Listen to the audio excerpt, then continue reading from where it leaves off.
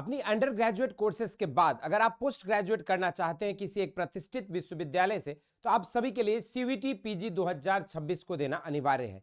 CVT PG 2026 के forms कब आते हैं, कितना आपको चार्जेस लगता है और इसकी ओवरऑल एग्जामिनेशन किस मोड में होता है, एग्जाम पैटर्न क्या है और सिलेबस क्या रहती है, कहां से आपको डिटेल सिलेबस मिलेगी, इस तरह के संपूर्ण सवालों का जवाब आज के इस वीडियो में आपको मिलने वाला है। विगत 9 सालों में हजारों बच्चों को यूनिवर्सिटी एंट्रेंस एग्जामिनेशंस में गाइड करके देश के टॉप रेप्यूटेड यूनिवर्सिटी जैसे बीएचयू, एयू, डीयू जैसे प्रतिष्ठित संस्थान में हमारे स्टूडेंट्स अध्ययनरत हैं। अगर आप भी चाहते हैं उन बच्चों की तरह एक बेहतर यूनिवर्सिटी से अपने पोस्ट ग्रेजुएट कोर्स को परस्यू करना, तो ये वीडियो में एक एक पॉइंट को समझना आपके लिए काफी इंपॉर्टेंट है, क्योंकि सीवीटी पीजी 2026 के एग्जामिनेशंस और उसके फॉर्म से रिलेटेड जो है संपूर्ण अपडेट आपको इस वीडियो में मिलने वाला है। तो सबसे पहले एक सवाल जो कैंडिडेट्स के मन में है कि सर इसके फॉर्म्स कब रिलीज होते हैं और कितना चार्ज जो है इसके फॉर्म भरने में लगता है, तो इसको चलिए समझते हैं। सबसे पहले अगर हम बात करें तो इसकी जो ऑनलाइन एप्लीकेशन फॉर्म है ये आपको ऑनलाइन मोड में ही आपको करना होता है फॉर्म फिलअप, और इसकी जो डेट है एक टेंटेटिव डेट जो है लास्ट ईयर की अगर हम आधार पे माने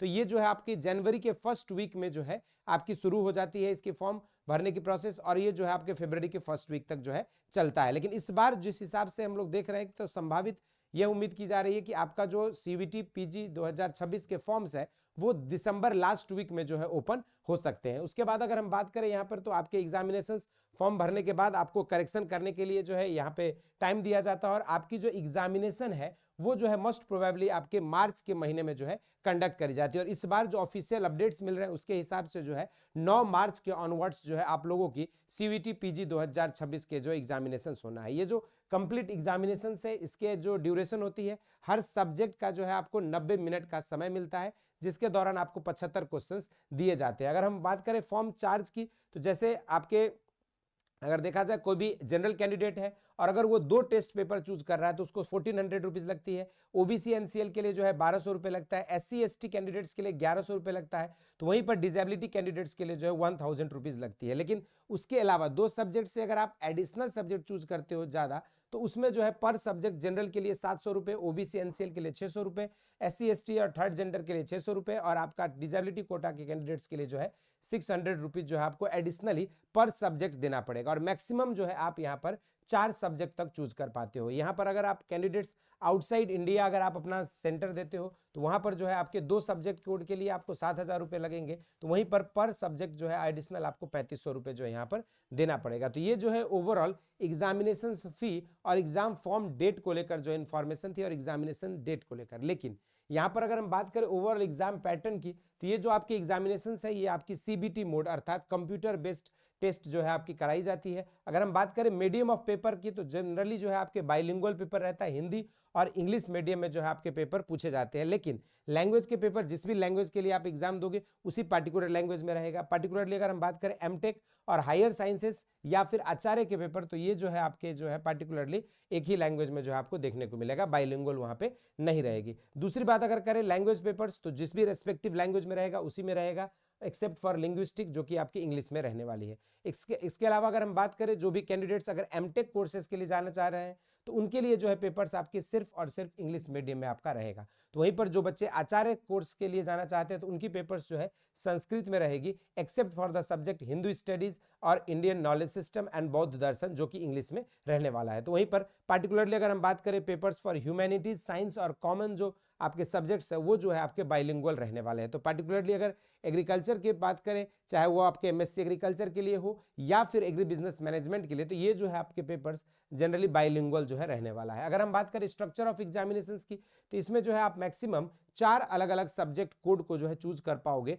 और 4 सब्जेक्ट का एग्जाम आप दे सकते हो मैक्सिमम, उससे ज्यादा जो है आपको चूज करने का मौका नहीं मिलेगा। दूसरी बात अगर करें पेपर की मीडियम की, तो जनरली जो कंप्रिहेंसिव सेक्शन होगा जनरल पेपर का वो आपका आइदर इंग्लिश और हिंदी में जो है आपके अवेलेबल रहेंगे। लेकिन कैंडिडेट्स जो है अपनी प्रेफरेंस को रजिस्ट्रेशन के दौरान ही इंटर करेगा किस फॉर्म में आपको या किस लैंग्वेज से आप अपना पेपर देना चाहते हैं। एग्जाम की ड्यूरेशन जो है आपके ऑल टुगेदर 90 मिनट का रहेगा और डिफरेंट सब्जेक्ट वाइज आपके स्पेसिफिक सिलेबस से जो है 75 क्वेश्चंस आपके पूछे जाएंगे। जैसे अगर हम बात करें एग्रीकल्चरल साइंसेस की, तो एग्रीकल्चरल साइंसेस पर आधारित जो कोर आपके डोमेन सब्जेक्ट्स हैं उसी पर आधारित 75 क्वेश्चन पूछा जाएगा। उसको सॉल्व करने के लिए आपके पास 90 मिनट का समय रहेगी। अगर हम बात करें मार्किंग स्कीम की, तो तो यहाँ पर एक सही आंसर देने पर आपको +4 मार्क्स मिलते हैं। तो वहीं पर अगर आप आंसर गलत करते हो तो -1 की जो है नेगेटिव मार्किंग यहाँ पर होगी। तो अगर आप अनआंसर्ड और अनअटेम्प्ट छोड़ देते हो तो वहां पर जो आपके कोई भी मार्क्स ना कटेंगे, ना आपको कोई मार्क्स अवार्ड किया जाएगा। तो इसी तरीके से आपको ध्यान में रखना होगा। ये ओवरऑल था।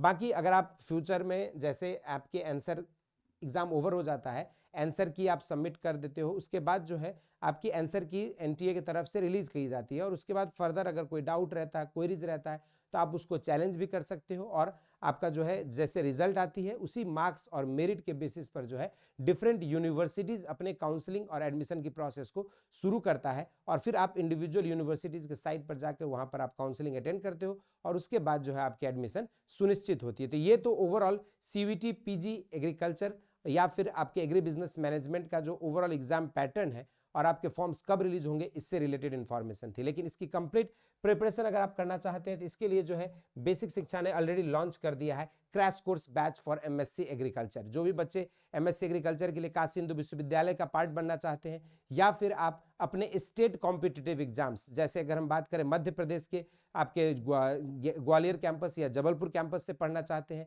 या फिर आप बिहार एग्रीकल्चर यूनिवर्सिटी का पार्ट बनना चाहते हैं, या फिर जो है यूपी कैटेट पीजी एग्जामिनेशंस के थ्रू उत्तर प्रदेश में स्थित डिफरेंट स्टेट एग्रीकल्चर यूनिवर्सिटी का पार्ट बनना चाहते हो, तो आप सभी के लिए जो है ये बैच काफी इंपॉर्टेंट होने वाला है। और इसके अलावा इस बैच में जुड़ने के बाद आपको मिलेगा लाइव प्लस रिकॉर्डेड क्लासेस, साथ में डीपीपी सीट, प्रैक्टिस सेट और टेस्ट सीरीज, और सबसे इंपॉर्टेंट आपको 2022-23 में जो पूछे गए प्रीवियस ईयर क्वेश्चंस है उसका भी जो है आपको कंप्लीट एक्सेस यहाँ पे मिलने वाला है, जिसके थ्रू आप अपने प्रीवियस ईयर क्वेश्चंस को भी देख सकते हैं और चैप्टर वाइज उसकी प्रिपरेशन भी कर सकते हैं। बाकी इस बैच के क्लासेस जो होंगे वो पूरी 60 लेक्चर्स के अंदर जो है आपका इंटायर सिलेबस को कवर किया जाएगा और इसके लिए आप नीचे दिए गए लिंक से बेसिक शिक्षा आपको डाउनलोड करके इस बैच से जुड़ सकते हैं और अपने प्रिपरेशन को और बेहतर कर सकते हैं। इस बैच में आपको यहाँ पर सिंपली लाइव क्लासेस जो है 15 दिसंबर ऑनवर्ड्स आपकी शुरू हो जाएगी, लेकिन एडमिशन आज ही से शुरू हो चुका है तो आप अपने सीट को बुक कर सकते हैं। और साथ में आपके हर वीक का जो है आपकी वीकली शेड्यूल हमारे ऐप बेसिक शिक्षा पर आपकी रिलीज कर दी जाएगी और इस कोर्स की वैलिडिटी जो है जब तक आपका एंट्रेंस एग्जाम कंप्लीट नहीं हो जाता है तब तक जो है आपको इस बैच की एक्सेस रहेगी। और सबसे इंपॉर्टेंट है कि आप कहीं भी कैसे भी किसी भी समय 24/7 जो है आप अपने नोट्स को पढ़ सकते हो। इवन आपको ऑफलाइन फीचर्स भी अवेलेबल रहेगा। अगर आप अपने कंटेंट को, study material, PDF, video files को डाउनलोड कर लेते हो तो आप बिना इंटरनेट के कनेक्टिविटी को भी उसको जो है पढ़ सकते हो, उसको रिवाइज कर सकते हो। सबसे और खास इंपॉर्टेंट है कि ये जो है आपकी एक्सेस हमारे दोनों वेबसाइट और बेसिक शिक्षा ऐप दोनों पर ही आपके लिए अवेलेबल रहेगा। तो कौन कौन से बच्चे किस कोर्स के लिए टारगेट कर रहे हैं और कौन सी यूनिवर्सिटी को टारगेट कर रहे हैं जरूर से कमेंट बॉक्स में बताएं। इस वीडियो में इतना ही। इसी तरह के इंटरेस्टिंग एंड अमेजिंग वीडियोस के साथ मुलाकात होती रहेगी। स्वस्थ रहें, मस्त रहें। धन्यवाद।